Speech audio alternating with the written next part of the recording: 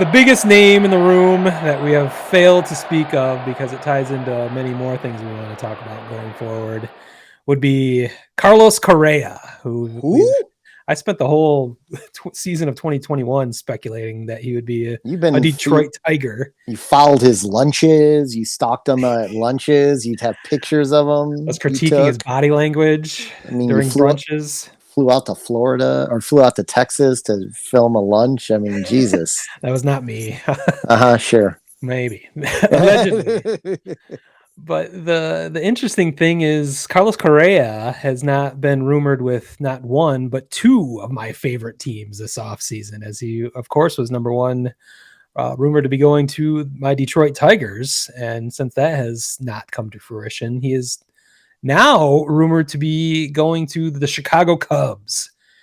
And I think that makes a lot of sense on a lot of levels. It sounds like from the Score 670, the Score reporter Bruce Levine, Ooh, that there well, is we know that's probably not going to happen then. But continue anyway. there is mutual interest, quote unquote, in that the Cubs are interested, and Carlos Correa would be interested in going to the North Side.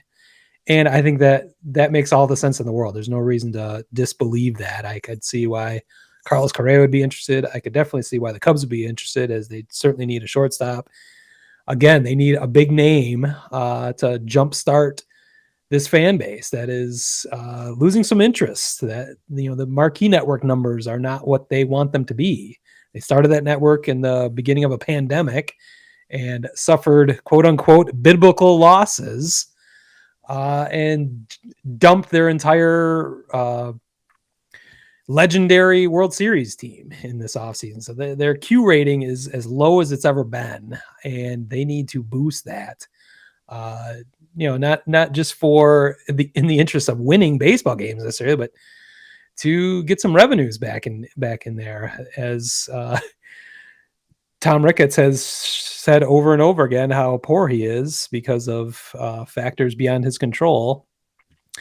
So yeah, I think Carlos Correa would be interested in that the Cubs should be able to spend as much money as anybody on the market, because we all know the biblical losses are complete bullshit. So I think there's an interest on both sides. Where the sticking point is right now, and I'm actually happy to hear this, is that the Cubs don't want to give him 10 years. And that was something I was a little bit worried about with the Tigers, giving him 10 years. Again, I'm never worried about the money my team spend. It's not my money. There is no hard salary cap in Major League Baseball. There is a de facto salary cap in the luxury tax, but neither the Cubs nor the Tigers actually have to worry about that, as they are spending right around $100 million as of today on their 2022 rosters. So they have plenty of room to maneuver. It's the 10 years that makes me nervous with Correa, who has had some issues with his back and other things over his young career, where those things aren't going to necessarily get better as he ages. So I would love it if the Cubs can do a high dollar deal that Carlos Correa is looking for, but not give up the 10 years. If it was a 7-year deal or something like that, where he's, his early 30s before he reaches 35, maybe, I think that would make some sense. Do you think I'm crazy? Do you think I'm wearing my Cubby blue glasses right now and seeing this, drinking the Kool-Aid? Well, this is a possibility. I think you're drinking the Kool-Aid because he's not taking anything less than a 10-year deal, because someone is going to give him a 10-year deal. That's a great point. The only thing I'm thinking that could curtail that is it didn't happen. It didn't happen in that December 1st melee. Not that it can't. I'm not that naive, and I think the suitors are going to start dropping out, and eventually he's going to want to go to a place he wants to go. And if he already shows an interest in Chicago, I think they have a chance. I think most likely you are right, in that he'll go to somebody that will give him the years and the money. I'm wondering who that is, though. I mean, I don't believe it's going to be the Yankees. That's the first place people go to with Carlos Correa. And there's weirdness in that relationship, specifically because of the Houston cheating scandal and how it significantly affected specifically the New York Yankees. So I wonder if that's a weird point. He would not be a popular signing there, which is already a tough market to be in. I'm not sure he's really ready to jump into the Big Apple. I think the other coast would be, obviously the Dodgers are the other big spender that could be looking for a shortstop. I think that might be more plausible if they're willing to do the 10 years. I don't know. Where do you think he might go if he wouldn't go to the Cubs? Well, I hear what you're saying about the Yankees, but I don't Yeah. think I don't think a Yankee fan's gonna. Well, I mean, you will have a handful of Yankee fans who are like, hey, you fucking got a cheater out No, here. I'm saying Correa would be not willing to go there. I don't think he'd be bothered by it. I think The money will. I think the money will curtail that. Okay. And I think I it's also think reasonable. the idea of I think Correa likes. I think part of what drives Correa to have an interest in the Cubs is guys like Correa, besides the money, are also interested in being part of world championships back with clubs that want to get back to a world championship. So I think that's intriguing to him for the Yankees. Maybe end up having two legacies, one with the Astros and one with the Yankees. Wow. Or one with the Astros and one with the Cubs if he's able to deliver that.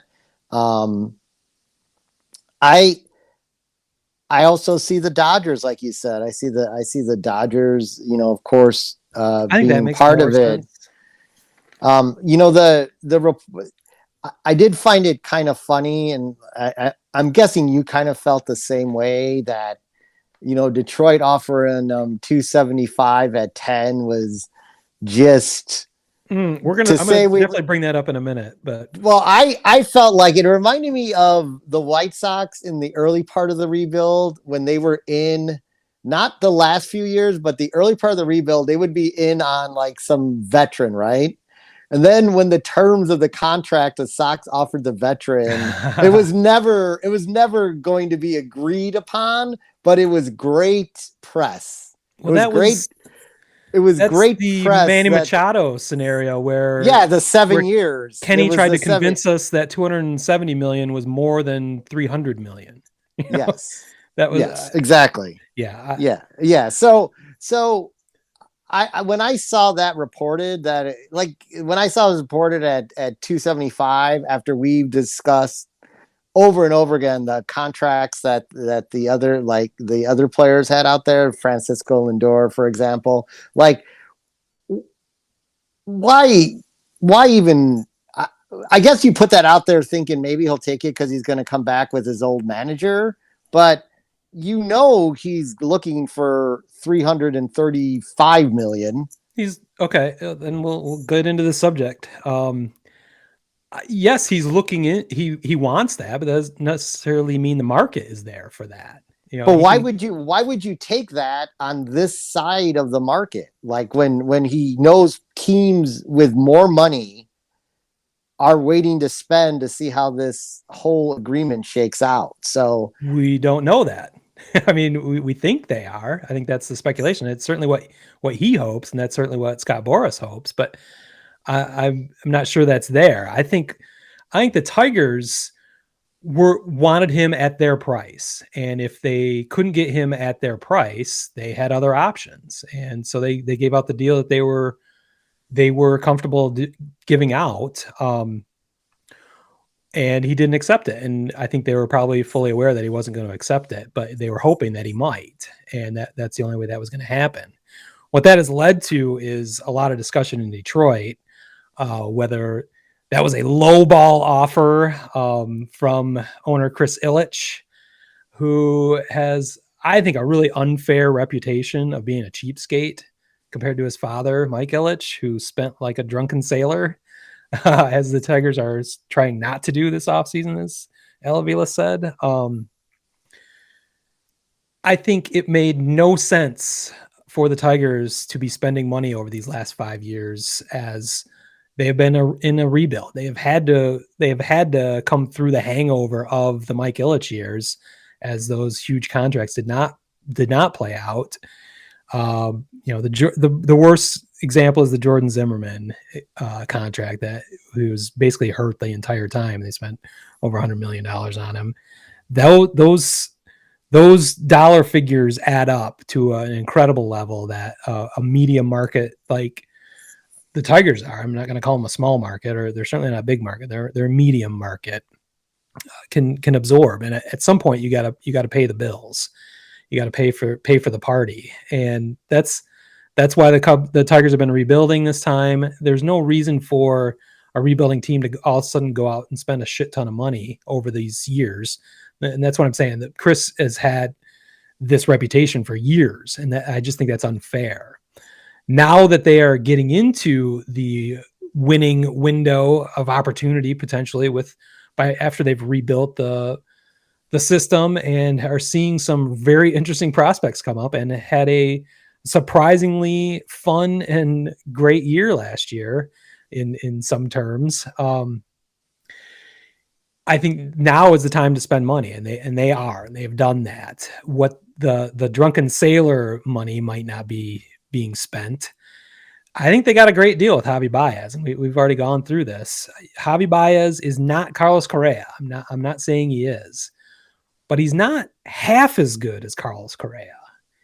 Yet he's getting half as much money as we're speculating that Carlos Correa will get, and for probably half the years. So I think that this kind of puts into perspective what a deal the Tigers got with Javi Baez. And I'm not saying Javi Baez is going to be able to produce what Carlos Correa has or will, but I think it's seeing what the price tag was, and if that's what the market was going to be, I think they just decided it's an outrageous price to pay, and they weren't willing to make it. So again, it's what, Carlos Correa can want anything can say anything he wants.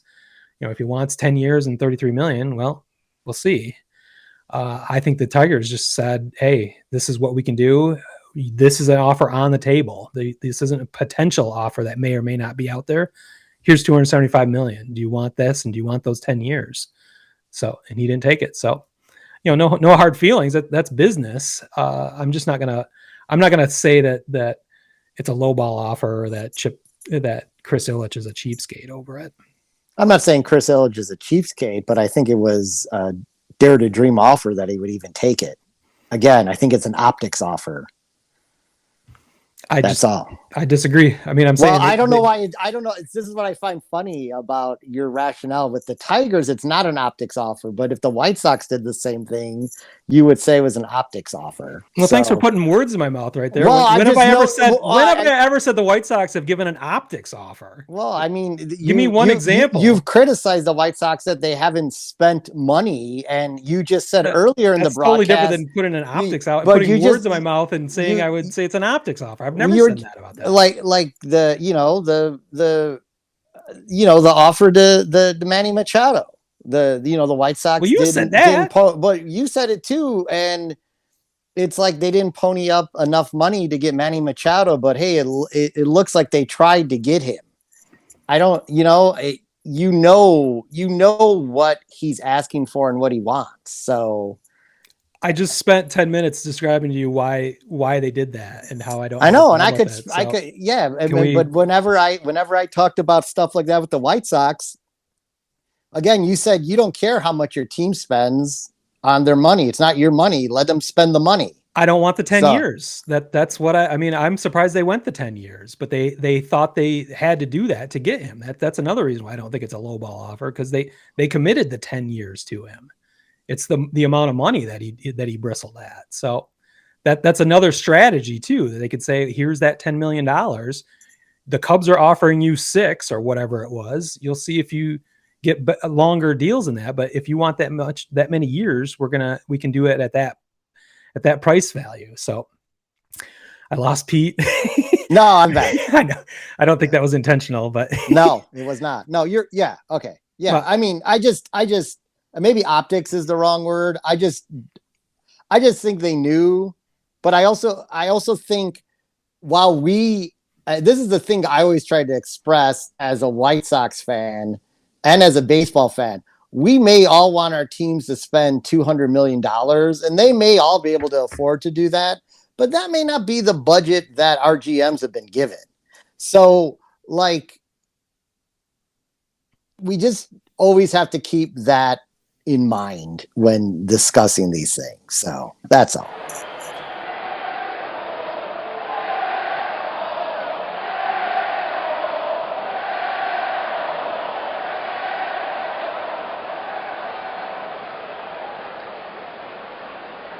Word Hole Media.